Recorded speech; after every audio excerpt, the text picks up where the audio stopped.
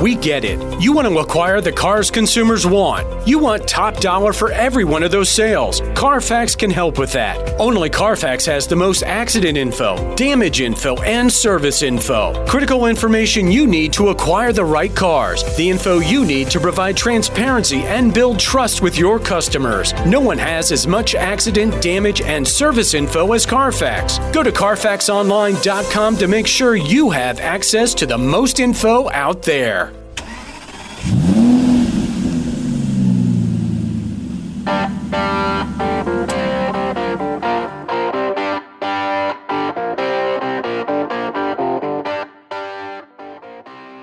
Welcome to Used Car News Podcast. Used Car News is your top source for fast and reliable news that car dealers can rely on for this evolving industry. Here are this month's top stories. Income growth keeps up with higher vehicle prices. NAFA opens 2024 conference registration. And George Foreman car collection goes on the block.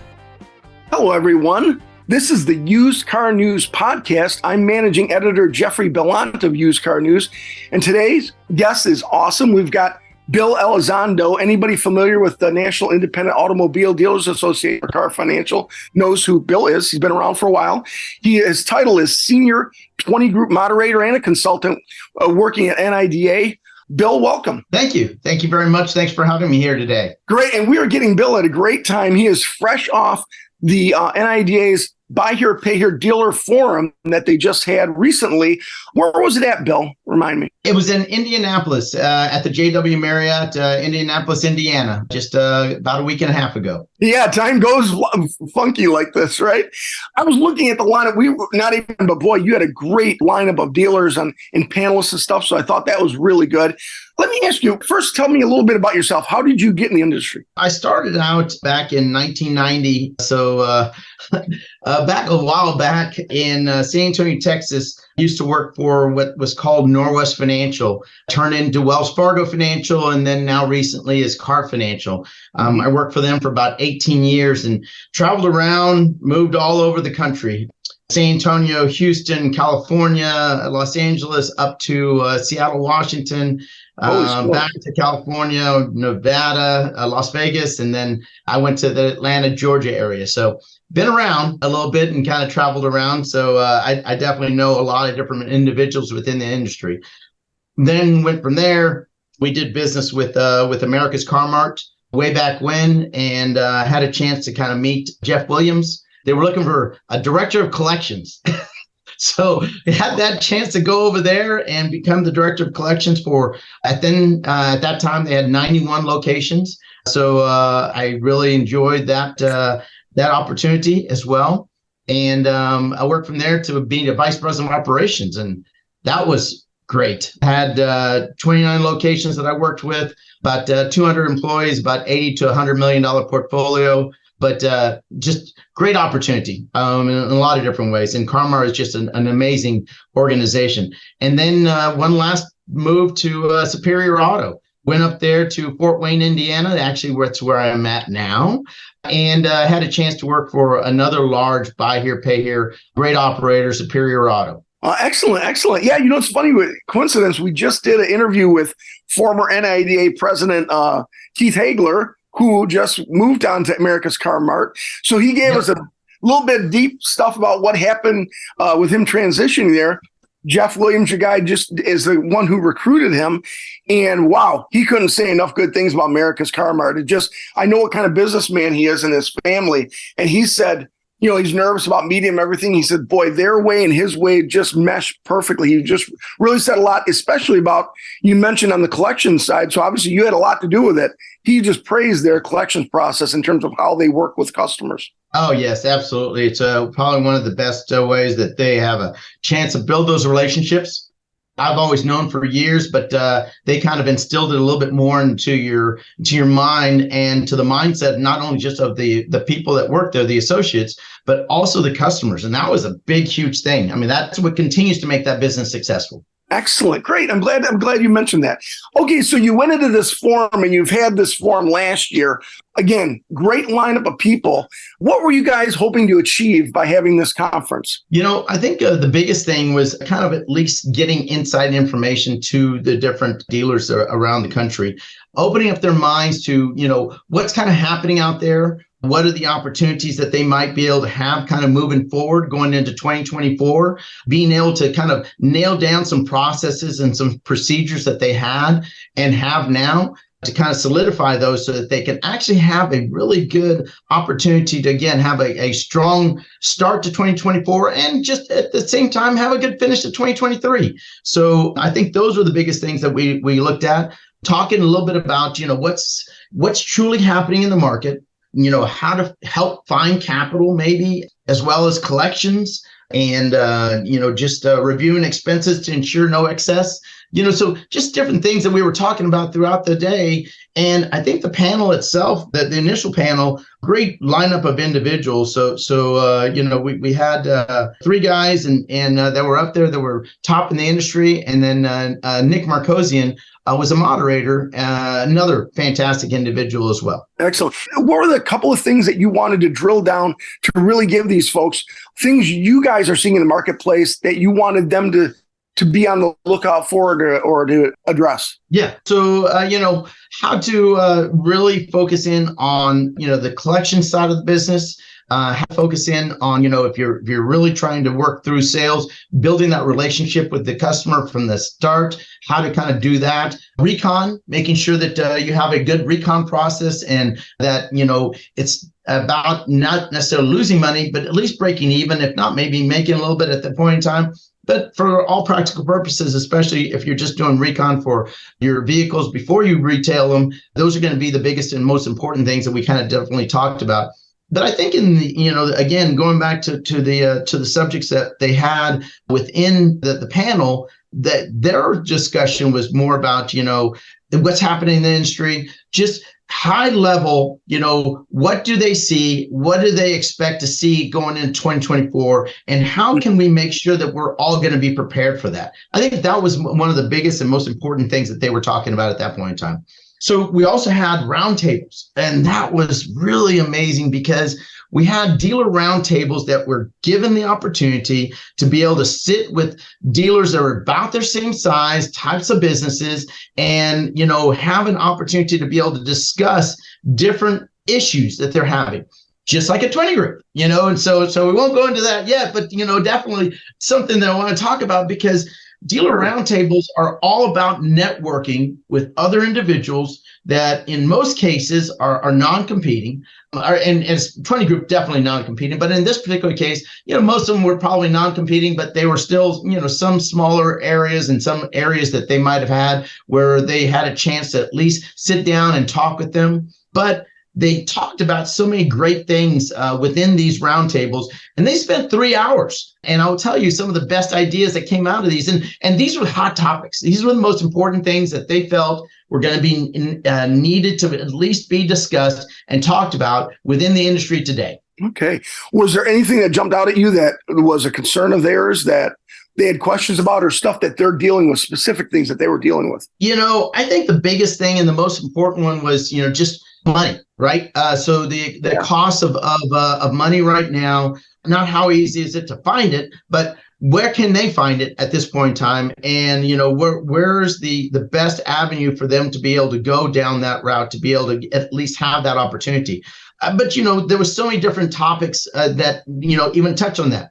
And a lot of times, some of these dealers themselves, they're using some of their own capital. Maybe they have a smaller bank, and maybe not the finance company. Maybe they have some investments for some other individuals that they might have used to kind of, build their business. But a lot of these were, we talked about advertising and lead generation. We talked about customer retention, which was huge because, you don't need to fight so hard to get another customer if you can keep that customer that you have right now and get them as a repeat customer. So that's always a big thing. Other things were, inventory, and then, just a recon, and sales at the same time. Also, how to cut your expenses. What do you need to do to kind of, fine line those expenses so that you're not spending any more money than you really have to at this point in time. So really going through and seeing, what can I cut out that I don't need going into 2024, and really kind of honing in on those things as well. And you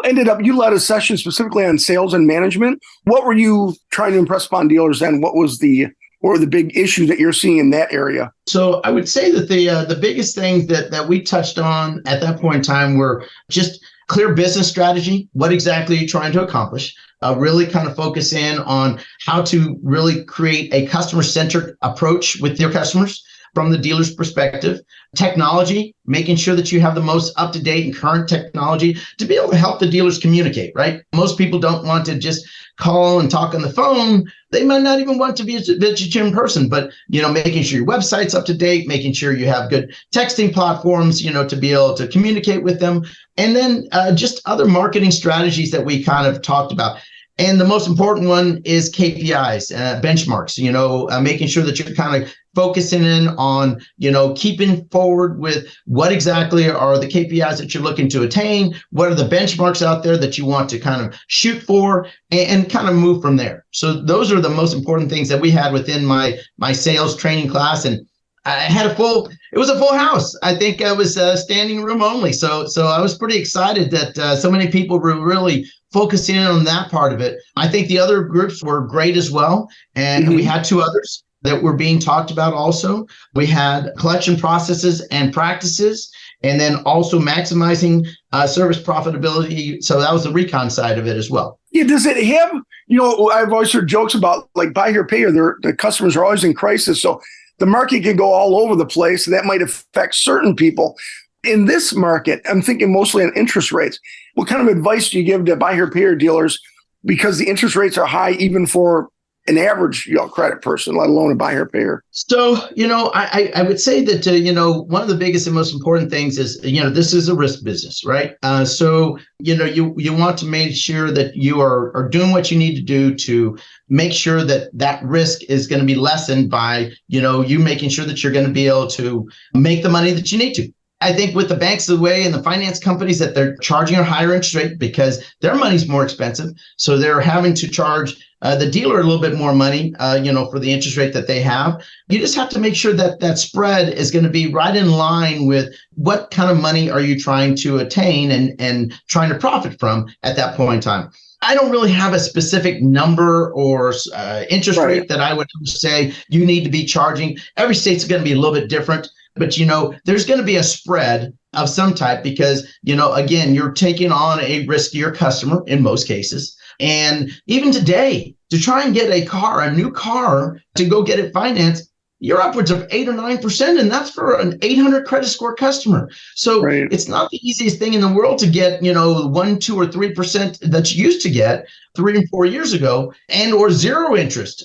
That's almost non-existent, right? So it's definitely a lot more costly at this point in time. So you got to be cautious, and you got to make sure that what you're doing is you're charging the interest rate that's going to be commensurate to what the customer that you're going to be doing business with at that point in time. I was going to say too, and it seems like obviously that goes back onto the underwriting on the customer side, because if you're finding that customer that you feel like you've got nailed down, then the other stuff I would assume comes a little bit easier. Right. Yes, absolutely. The underwriting is going to be a big portion of that. And that's something else that, I touched on even in my sales classes. You got to have good underwriting, whether you have a model that you use or that you pay for. You might have one that you've developed yourself for a long period of time. We made our own decisions within our organization, and still, as far as I know, the management, within these organizations that I've been part of, they were able to make their own decisions there at the dealership, not necessarily go by a score, but it was because we did a lot more of verifying information. Underwriting is amazing. And, if you do the right type of underwriting, you're going to get some great results. And we've seen that. But then also, it's that relationship. I'll tell you all day long that if I can talk with somebody and I can have a good conversation and I can verify their information to make sure what they said was actually correct, then therein lies where I'm going to be more comfortable to be able to say, I'm willing to do this deal. But you don't get that all the time. A lot of times what you get is you get that individual that they're telling you something, you don't verify anything, and then all of a sudden you're upset because you can't find them anymore. I always talk to people all the day long. I'm glad you got the information. What did you do with it? You just took it and said, I got it on an application. Well, that's wonderful. But if you didn't verify that information, therein lies some of the issues that you might run into. That's great. I remember at a panel, a couple of NIDA about nice, sweet gal and everything. But she said when she gets in the underwriting process, she's hardcore on the customer. Says, listen, this is what's going to happen. I don't want to repo. I don't want to do this. But their expectations, the customer's expectations are locked in at the beginning. And it goes into what you're saying, that underwriting, so that it seems like it's harder for you guys, but you got to do for them what the banks are doing to you guys in terms of money. You know what I mean? And you want to have that attitude, I would guess.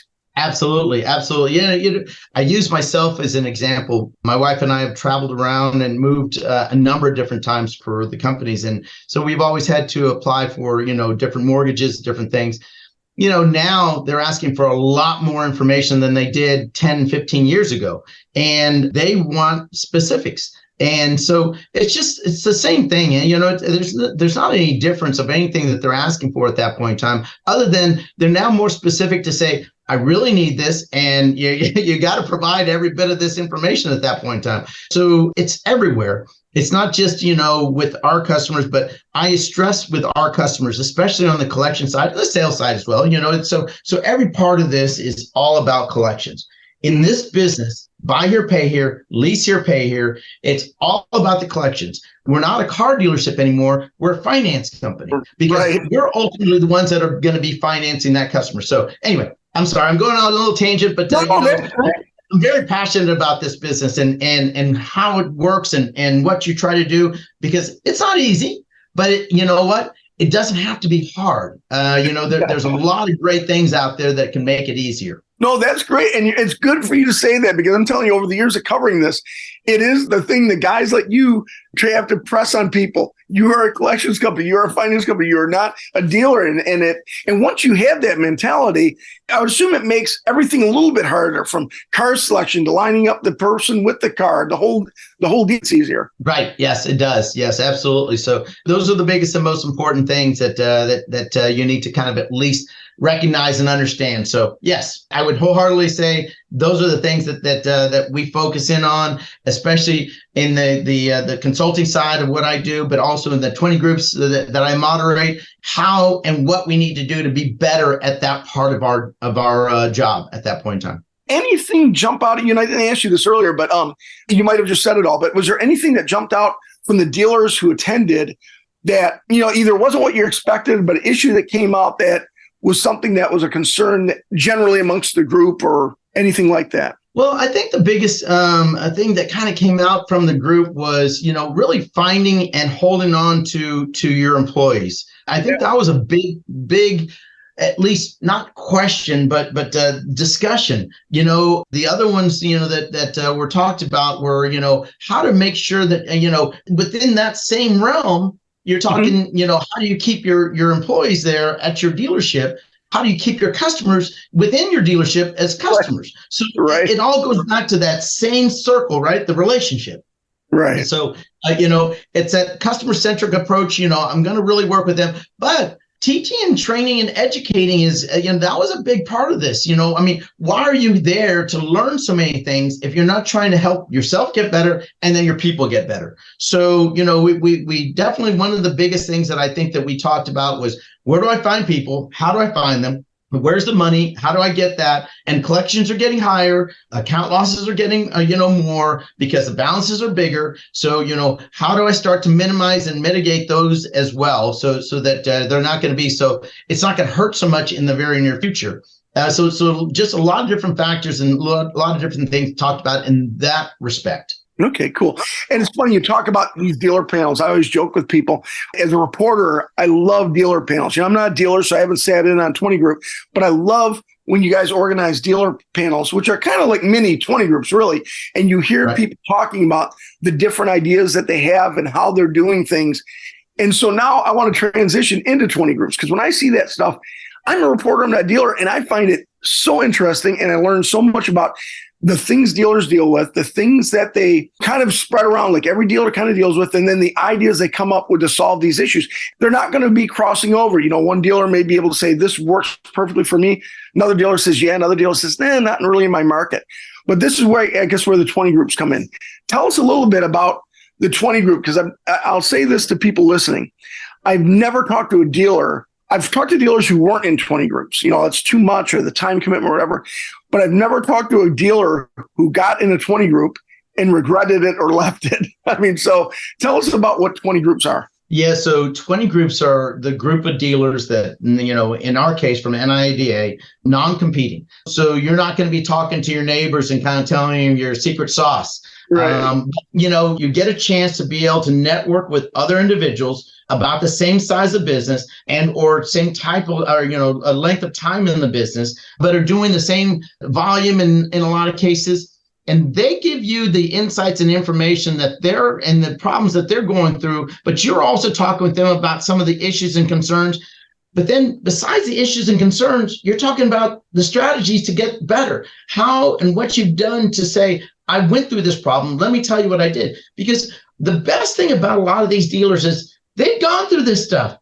They've already been down that road and said, hey, look, I got 25 years in this business. Let me tell you how I got through this. Right. And I think that's the biggest and most important thing. It's the agenda topics that we bring to the table. And as moderators, our responsibility is to make sure we're going to bring some great topics that everybody's going to want to talk about. We have the discussion, the business discussion about the actual composites and the numbers so that you can find out if someone's not really telling you the truth, because you can actually look at their numbers and say, hold on here, that's not exactly what you just said that you're probably doing, because your collections are not in line with what you just said that you were doing. Now, someone can always kind of, there can be a few little fumbles here, there, yonder, as far as the numbers go. But at the end of the day, it's more than likely going to be everything that you need to know about their business, and they're going to know about your business, because the most important thing is, why go to a 20 group if you're not going to share good insight and good information? And at the end of the day, this person's going to be you're going to use them as your board of directors or all these other individuals, and they're going to use you as their board of directors as well. So, you're sharing stuff, and a lot of times they become lifelong friends. There's some individuals in some of my groups that they go hang out with each other on the times and the places where we don't go. They go to their weddings, they go to their family's weddings, whatever the case may be. So it's a great camaraderie.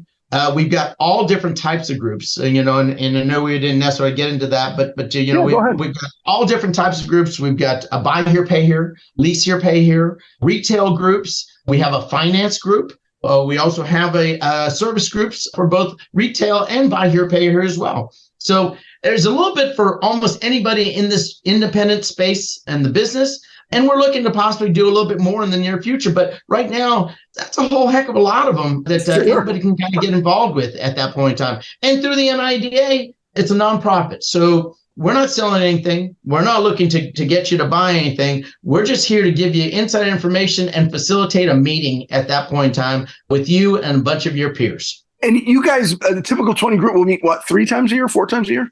3 times a year, normally about a day and a half, or, meet on a Sunday night for a reception, all day Monday meeting, half a day on Tuesday, and everybody goes home. So by noon on Tuesday, for the most part, most of those meetings kind of run that way. They go home. We've got an express group, though, which is amazing, because we meet on a Sunday afternoon, somewhere around 1 or 2 o'clock in the afternoon. Go till 6, eat dinner, next day, 8 o'clock in the morning, or 7:30 breakfast. But 8 o'clock in the morning, we start meeting, and we go to about 1 or 2, and then you're on your way home. So you barely miss, a day of work or half a day of work. So, in a lot of cases, there's almost no reason not to be in a 20 group other than, I got a commitment of whatever it is, and I just can't get away.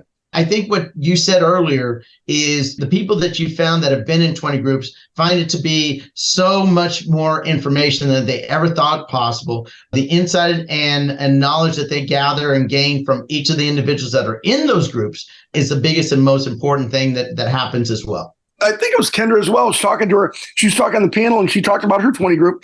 And she at the time was doing collections once a month. which now most higher period, a lot of people do them, once pay period, whatever that is. And she said, when I told my 20 group, she said they were mortified. They're like, you can't do this. So a few months later, I interviewed her, and she had started transitioning to pay period, and it did make a huge difference. But it's funny, there's a situation where if you think things are going okay, or maybe you're struggling, you don't know unless you talk to these peers that maybe that's not the way everybody's doing it. Maybe that's not the best way to do it. So I thought that was interesting. Yes, no, that's exactly right. A lot of people come in and say, my business is fantastic. Why would I need to come to a 20 group? But they come and all of a sudden they learn, they're like, whoa, well, what am I not doing? What are the other products that are out there that I have available to me to be able to get to and do at that point in time? So it's really exciting to kind of see the light bulbs go off. And these guys have been in business, for 15, 20, 25 years in a lot of cases. Now, we also get the new ones. Don't get me wrong. It's not everybody's got, so many years of service.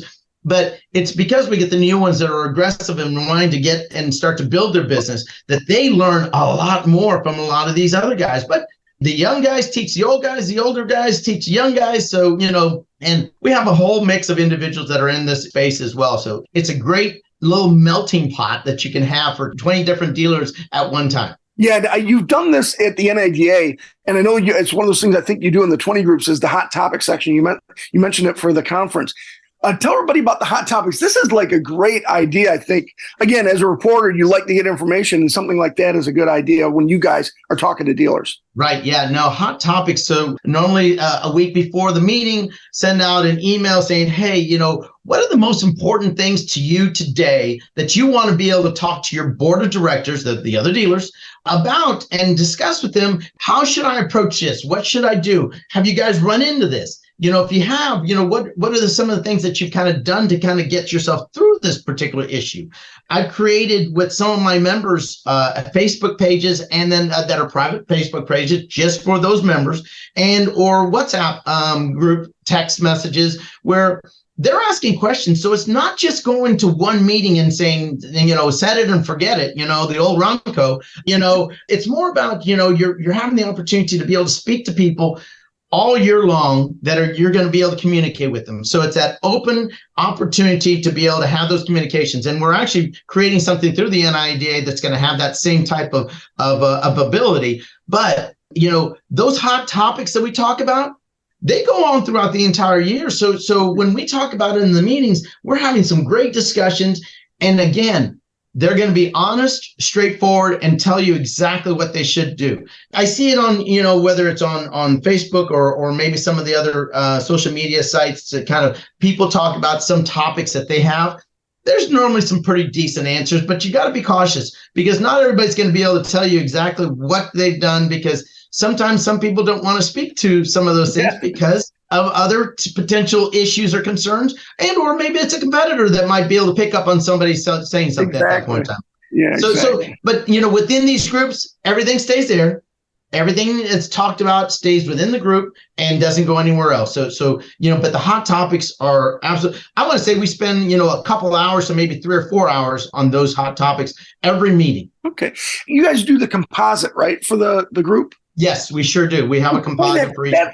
That seems like the critical component of almost the biggest benefit of that group. Yes. Yeah. Well, that's the financial, all the history and all the information about how your business is truly running. So there's a number of different questions that we ask through the NIDA, and it gives us, and some of them are the same question in a sense over and over again. But the most important thing is that we're going to get an answer that we're going to be able to use and utilize within the composite book, and it's going to rank you. So just like any other person or any other dealer, they're always competing. So, there's what we call the left-hand side of the book, which is going to be the people that are doing pretty darn well, and they're probably normally ahead of benchmarks. Or the right-hand side of the book, you're not doing as well. You could be doing better, but let's take a look at the guys that are doing over here and see what they're doing, and let's talk to them, because this is going to be your area of what you can do. It's just 22 pages in normal cases, and we might not go through all of them, but we sure do go through a number of them, and we discuss a lot of the different issues that we see within the dealerships that they're having. So a lot of times I might pick out something, they might pick out something. Somebody within the group might say, hey, what are you doing over here? Because I saw your numbers and I really want to talk to you because this is my struggle. So they bring up those questions and everything else. So it's great. Yeah, I think that's great because that's one of those ones where you might think you're doing well, and maybe for you, you are doing well. But if you see that others are, you're kind of on the right-hand side, and you say that, wow, I could be doing a lot better. Why are you doing this? So that it's good, like you said, when you don't realize there are things you could be doing better, and you may not know it because you're kind of content, with where you're at. Right. Absolutely. Absolutely. Yes, sir. Yes, sir. And so people pay a fee for that membership, and then. How do you guys determine where you meet? Is it something that's close to everybody, or how do you determine? So that's determined by the groups themselves. So each group will determine and vote on location sites. We've got some groups that don't want to go too far away from airport hotels, which is great. That might want to take it a little bit longer and enjoy a little bit of a destination location. But we've got a whole mix of different groups that do want to do different things. It normally doesn't get too far out of hand. There can be a little bit of an expense. But again, the idea is it's not so much the expense, it's the opportunity to be able to meet and talk with other dealers and have that chance to be able to have that communication. I think we've learned that Zoom and Teams and everything else are great.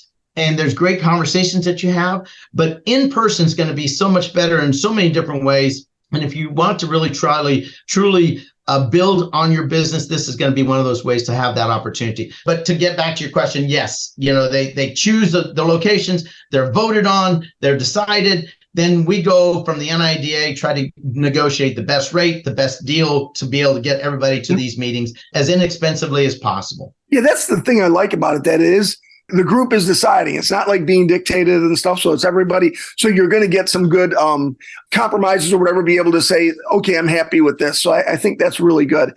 Right.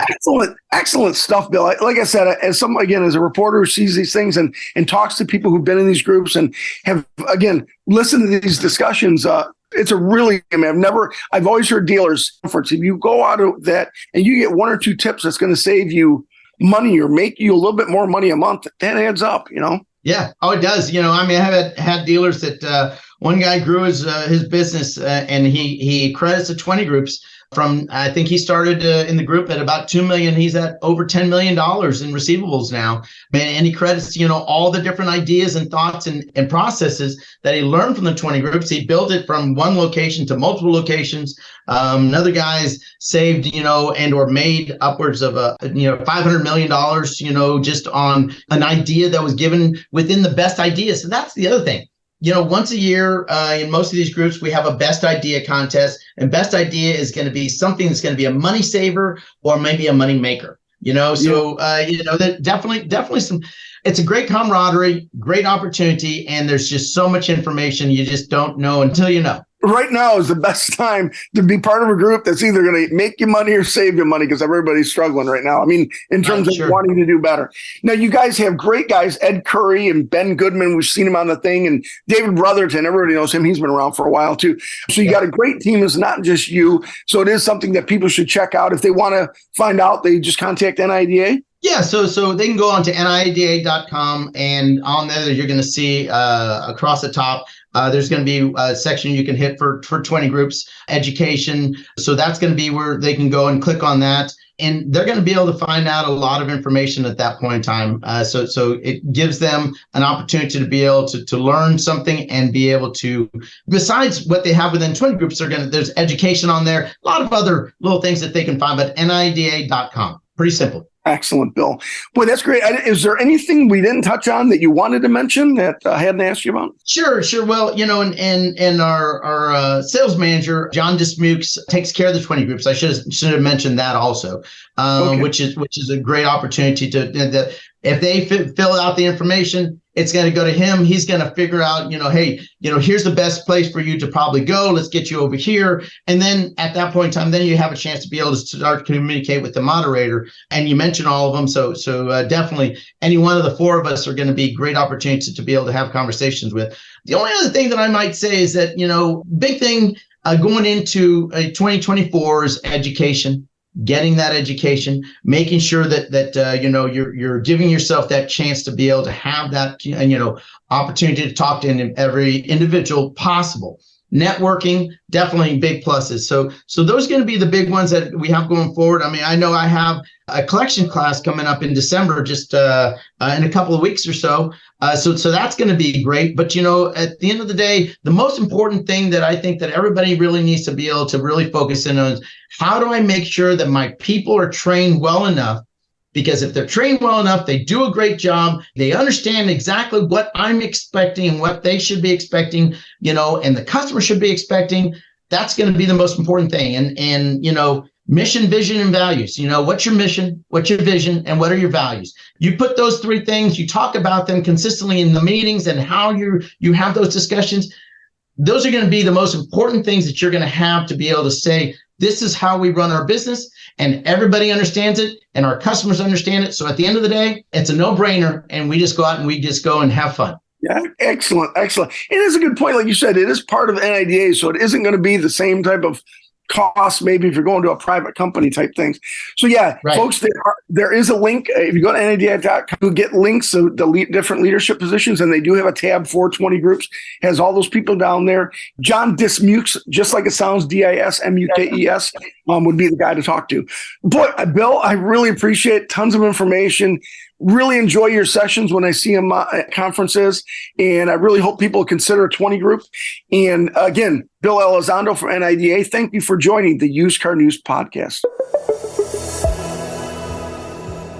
In October, consumers triumphed over market challenges as strong income growth offset rising prices and increased auto loan rates.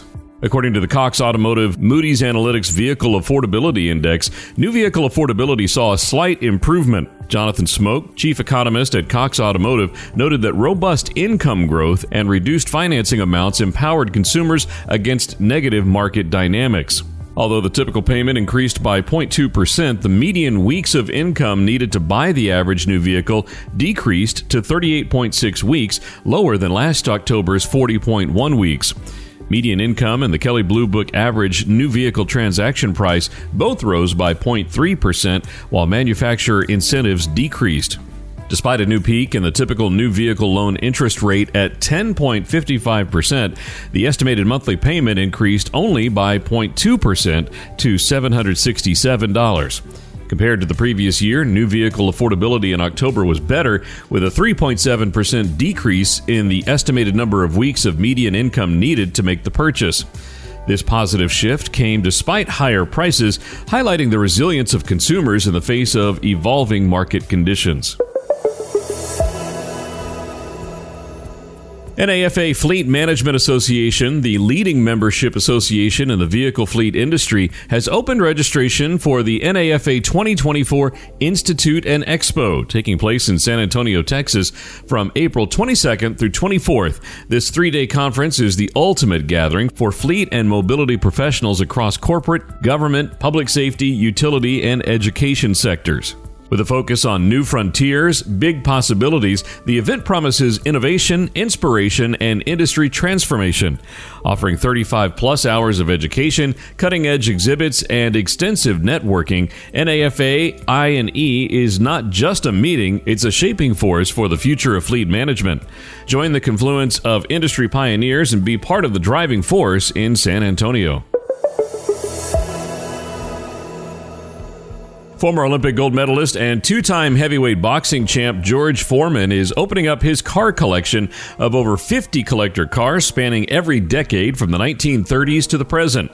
The auction, presented by Haggerty Inc., runs from December 11th through December 21st, with multiple cars closing each weekday.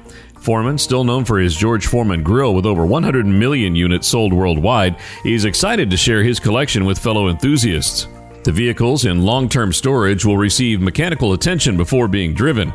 Bidders should note cosmetic effects from a 2019 garage fire, ensuring due diligence before placing bids. Standout examples include a low-mileage 2005 Ford GT and a rare 2000 BMW Z8 in topaz blue metallic. The auction promises a unique opportunity for car enthusiasts to own a piece of George Foreman's impressive collection. Thanks for listening to Used Car News Podcast. Each month, we'll bring you fast and reliable news that car dealers can rely on for this evolving industry. For a free subscription of Used Car News, please go to usedcarnews.com. This podcast is a production of BG Ad Group. Make sure to share us on social media and like and follow wherever you get your podcasts. We get it. You want to acquire the cars consumers want. You want top dollar for every one of those sales. Carfax can help with that. Only Carfax has the most accident info, damage info, and service info. Critical information you need to acquire the right cars. The info you need to provide transparency and build trust with your customers. No one has as much accident, damage, and service info as Carfax. Go to CarfaxOnline.com to make sure you have access to the most info out there. Want to save up to 80% on steep new tire prices? Premium used tires, like used cars, are a safe and affordable option when purchased from reputable sellers like Champ Tires. With more than 40,000 tires in stock, all you need to do is go to champtires.com to find the exact size, brand, and model and tread depth you need. Every tire is inspected and air tested, and shipping is free. This savings tip works when you need to replace 1, 2, or even all 4 tires. Shop at champtires.com today.